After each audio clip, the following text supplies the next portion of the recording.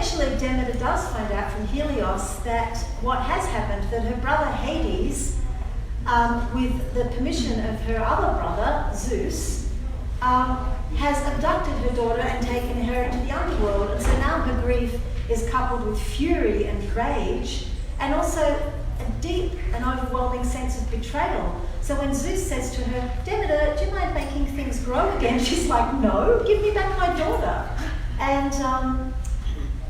And Zeus pleads with her, and the other gods plead with her because they're not getting their offerings on the altar. And Demeter says, no way, not until my daughter's returned. In fact, to the people of Eleusis, she says, build me a temple.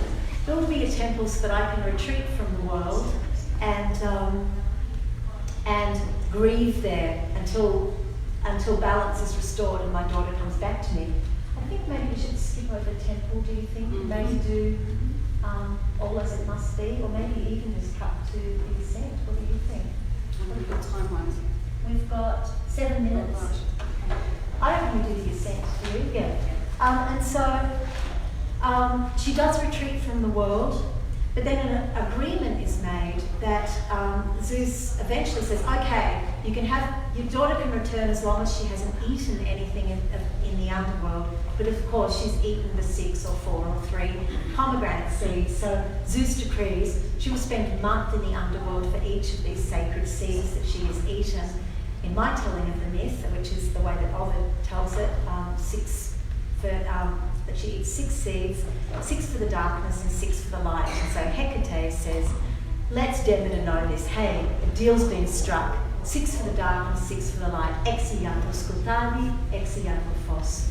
And even though it's not quite what either goddess really wants, because Demeter wants things back as they were. She's the mummy and her little virgin daughter is out in the field picking flowers, but that maiden daughter has now become the queen of the underworld. Things are not going to go back to what they were, no way. But anyway, a balance at least is restored, a balance between light and dark. And so Demeter sings a song called All As It Must Be, which is a beautiful ballad that if you come to the gig tonight, you'll hear it or on the record. And that's her moving towards acceptance. And now the wheel really can begin to turn back towards the light.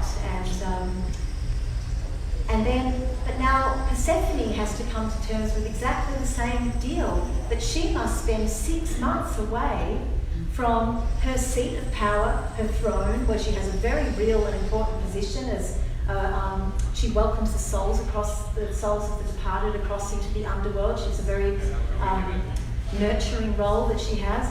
She must leave her throne, her lover, her husband, who thankfully are the same person, always convenient,